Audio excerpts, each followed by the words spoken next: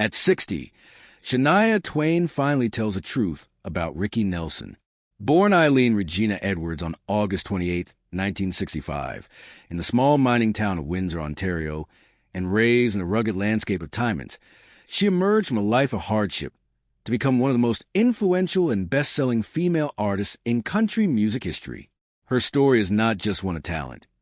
It is a remarkable testament to resilience, determination, and an inner fire that refused to be extinguished no matter the obstacles.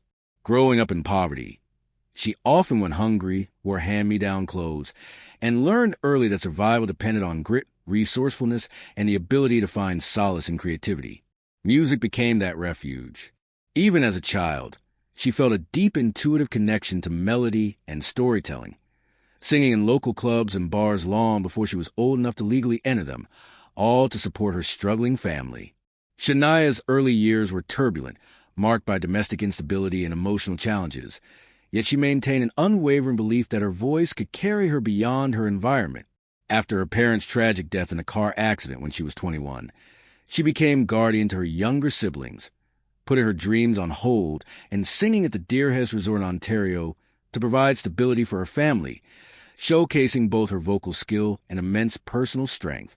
Her big break came when she signed with Mercury Records in the early 1990s, adopting the stage name Shania, meaning on my way in Ojibwe, a fitting symbol of her trajectory. Her debut album, while modest commercially, caught the attention of producer Robert John Muttlang, who recognized her extraordinary talent. Their creative partnership and eventual marriage ignited a musical revolution, culminating in the groundbreaking 1995 album The Woman in Me, which fused pop, rock, and country into a bold new sound.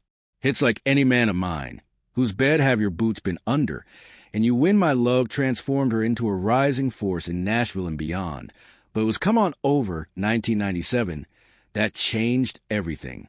The album became a cultural phenomenon, the best-selling studio album by a female artist in any genre, and one of the highest-selling albums of all time, with chart-topping singles like Man, I Feel Like a Woman, You're Still the One, and from this moment on, Shania dominated charts, shattered country music stereotypes, and became an icon of empowerment.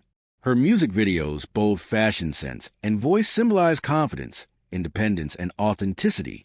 Yet, even at her fame's peak, challenges followed. Her marriage collapsed amid scandal, and she battled dysphonia and Lyme disease, which severely damaged her vocal cords and nearly ended her career.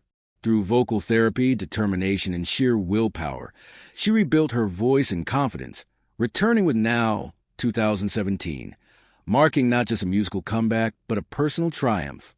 In recent years, Shania has reinvented herself with Las Vegas residencies, new music, documentaries, and public appearances, celebrating her legacy and ongoing evolution.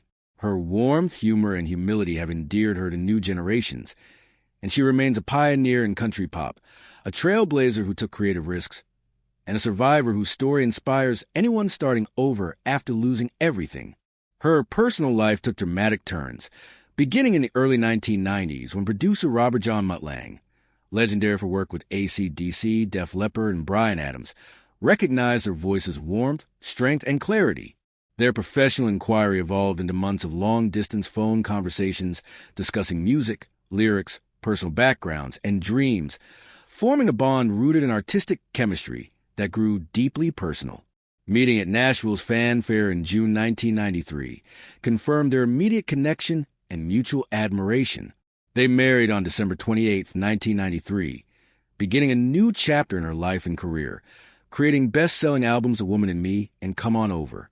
Their son, Asia, was born on August 12, 2001, bringing joy amid global superstardom.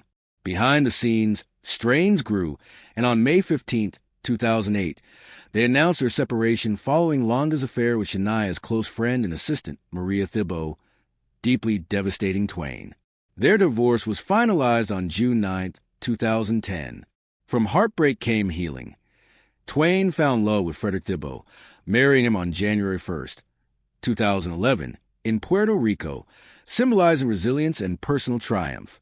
Beyond relationships, Twain is a dedicated vegetarian and devotee of Saint Matt, practices that shaped her balance through fame, illness, and personal trials. In 2010, she founded Shania Kids Can, supporting children facing poverty, neglect, and instability with safe spaces, academic help, emotional support, and confidence building. Her autobiography, From This Moment On, 2011, offer an honest look at her childhood, rise to stardom, marriage, divorce, health struggles, and rediscovery of purpose and love, resonating deeply with fans. At 60, Shania Twain is reflective and candid, recently revealing her long-held admiration for Ricky Nelson, which quietly shaped her musical instincts since childhood. I was just a little girl in Timons, sitting cross-legged on the living room floor, staring at our tiny television. Twain recalled, "Every time Ricky Nelson came on, something in me lit up. His voice had this smoothness that felt like velvet, and his presence was magnetic. I didn't understand it then, but he was one of the first artists who made me think, I want to do that. I want to make people feel the way he makes me feel." Twain explained that Nelson wasn't simply a celebrity crush or a passing childhood phase. He was one of her earliest and most formative musical inspirations.